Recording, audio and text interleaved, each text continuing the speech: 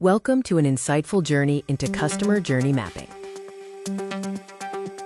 Let's dive into what a customer journey map really is. Discover why understanding customer journeys is more crucial now than ever before.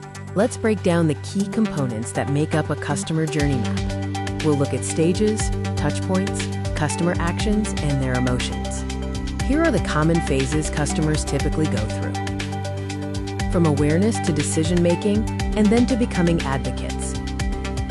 Let's explore the essential steps in creating a customer journey map.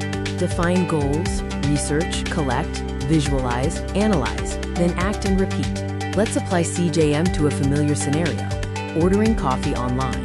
We'll examine actions, touch points, emotions, pain points, and opportunities. Now it's your turn. Let's do a practical exercise. Create a CJM for a simple, everyday interaction. Let's discuss how to apply CJM and the challenges you might face. Understand real-world applications and how to overcome common hurdles. Let's summarize the most crucial takeaways about customer journey mapping. See the customer experience from their point of view and improve it. Time to take action and apply what you've learned. Try a mini CJM exercise and share your insights in the comments.